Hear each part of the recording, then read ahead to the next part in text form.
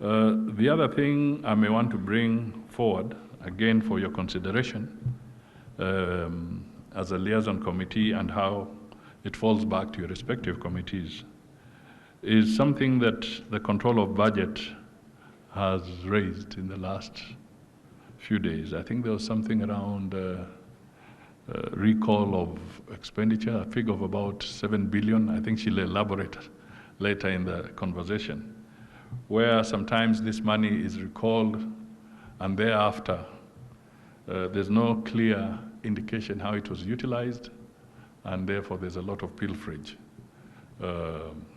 So when you imagine we are talking of how the mediation committee was able to mitigate or mediate and raise an additional 15 billion for the county governments, and then we get the reports from the control of budget that about 17 billion seems to go somewhere, it's recalled, and then it vanishes. This becomes a critical issue that, again, I put before you to have a conversation, a deeper conversation on this matter. Following the devolution in 2013, lives of Kenyans have been transformed through numerous progress and development projects initiated by county governments and increased employment opportunities. Recently, the committee members of the Finance and National Planning in the National Assembly proposed 391.117 billion shillings, whereas the Senate proposed 415.952 billion shillings to the county governments. I want to congratulate our mediation committee from the Senate, who managed to have the county government's equitable share increased to 400.1 billion shillings for the financial year 2024-2025. Senators are playing their part in advocating for increased resources. Nevertheless, governors should be aware that this is taxpayers' money and it is meant for development of counties and not for their frivolous activities, huge wage bills, and unnecessary international trips. If we are going to deal with this vice on corruption, and the representatives of the governors are here, maybe one needs to figure out to what extent have those corruption prevention committees been set up in our counties, and to what extent are they functioning. Then the question that arises, if you have corruption prevention committees in the county assemblies, where do their reports go?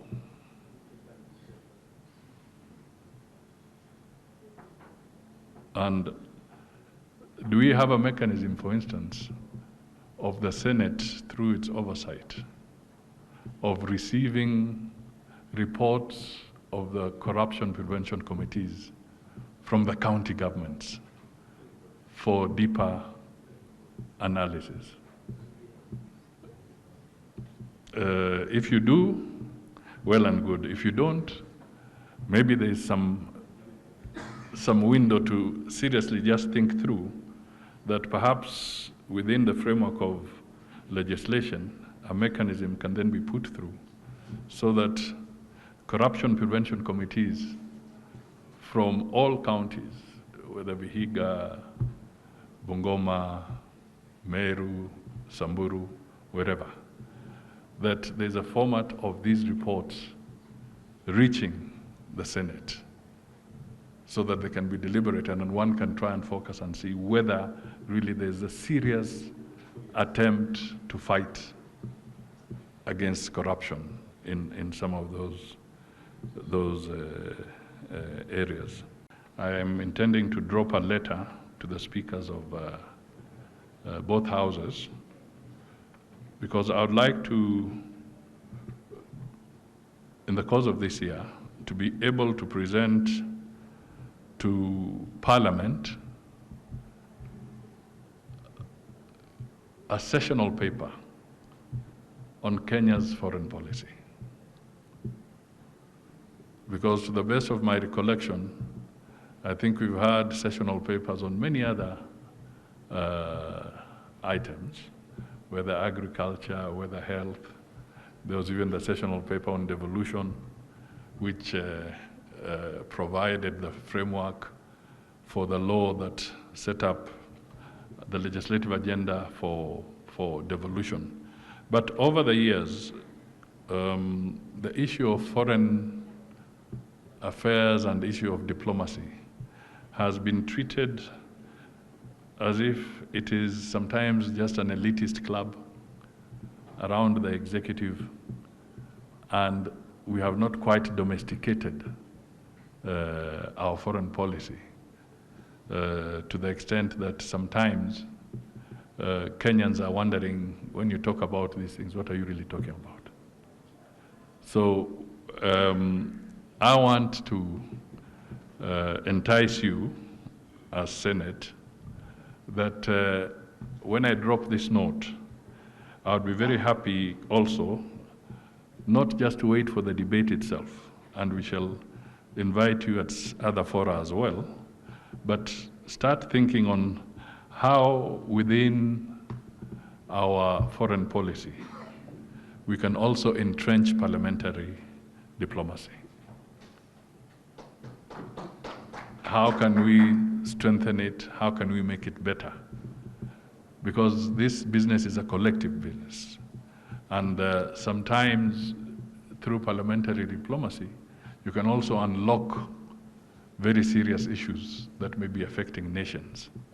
And I think your input in helping us make some better arrangements for the future and for posterity will be very useful. We are gathered here to discuss how the executive and legislature can enhance their relations, creating an enabling environment for the Senate and its committees to deliver on the promise of enhancing service delivery to Kenyans at all levels.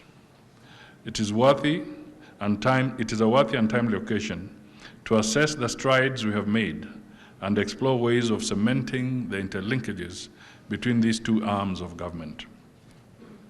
Honorable members, ladies and gentlemen, we are in a new facet of parliamentary business, and the interrelationship between the legislature and the executive is central to the delivery of our government's bottom-up transformation agenda. This does not in any way imply that the two branches of government have not been working together and collaborating on matters of national interest. What is new, though, is the constitutional architecture under which the two arms of government exist, and in particular, the redefined independence of the two arms, the questions and statements framework, and the Constitution of Kenya 2010, and the House standing orders.